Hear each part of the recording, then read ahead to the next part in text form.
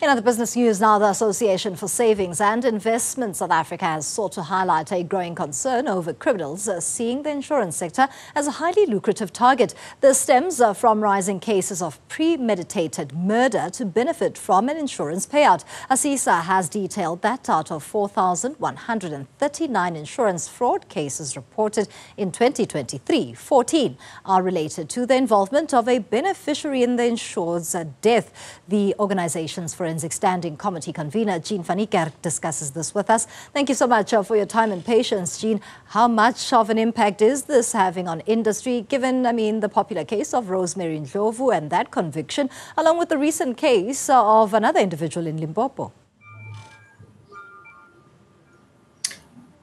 Thank you firstly for having me this afternoon, and afternoon to you and your viewers rather. So in terms of the murder for money and the murder cases we do see within the insurance industry, this is the first year that we've started collating stats that start detailing how many of these matters actually involve the beneficiaries or those close to the deceased. As we can see, the numbers do seem to suggest at this point that it is still quite low relative to the base.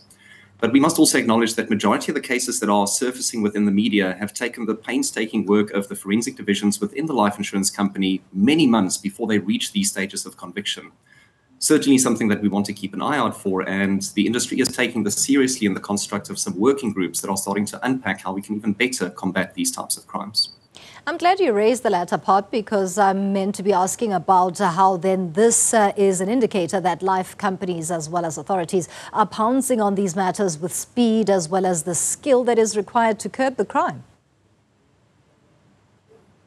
Absolutely. I can't emphasize enough. I think the collaboration between private and public sector, more specifically the insurance companies and law enforcement, is critical in achieving success. I think the recent cases do show us that these types of crimes do not pay, and certainly there is a very hefty fine as well as imprisonment that will ultimately come from prosecution behind these matters. It is still early days in terms of collating the data that you have so far with this particular report, but the patterns that you are starting to see in South Africa, many would argue that there is a desperation in terms of cash flow, but to be honest, it's pure criminality. Oh, absolutely. I think it's important to note the statistics that we do gather. This is a combination of dishonesty as well as fraud statistics. And as we can certainly appreciate, there is going to be consumer fraud within those statistics. I think we can see from our South African criminal stats that are increasing year on year. The economic climate we find ourselves, the cost of living increasing rapidly, that certainly does drive consumer behavior. But there is most certainly a very strong criminal element involved in many of these cases. And that is something that we obviously keep a very close eye on, where the industry is maturing in terms of their ability and their tools, if you will, in combating these types of crimes. Jean, we've also seen in South Africa a spike in kidnappings, and ransom would be sought in those particular cases. How do these matters then relate to one another, if at all? Because we could potentially be looking at another spike of a different type of financial crime. Absolutely. I think the overarching theme here is certainly the increase in violent crime within our country. Our SAPS reports annually show this, and I think they have shown this quite steeply since 2020. We've seen double-digit growths in violent crimes. We have not observed those types of trends being prevalent within an overarching realm within the insurance space, but certainly we are keeping an eye on what the correlation between the banking hijackings, for example, may be other hijackings and the likes. We don't see them at present, but certainly there's always the possibility of crossover that may occur within these crime types. As a parting shot, we know that insurance is a sensitive matter. What more needs to be done on the side of consumers, those of us who are then maybe within the space of insuring loved ones, being insured ourselves? Because traditionally, given the sensitivity, it may be even at the detriment of beneficiaries that one just really keeps quiet about how they are insured. Oh, absolutely.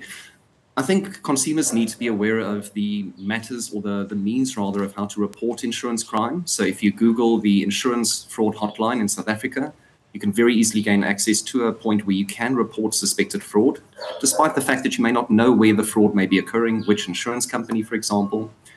For consumers to protect themselves, though, I would always recommend, if you review your policy schedules on a regular basis, the policies or the contracts that you receive from your product house, And very similarly, if you note something that's out of place or something that's changed without your authority, contact your product provider immediately. Besides for that, I would also recommend that consumers utilize the many free tools that are available within our country to check your credit profile on a regular basis. You will be able to alert yourself to the fact if something is being loaded or changed on your profile rather without your knowledge or consent. And it does give you an early warning sign that you may need to contact the product house where that product may have been incepted. But again, consumer awareness and vigilance is critical. We rely upon society to help us combat this.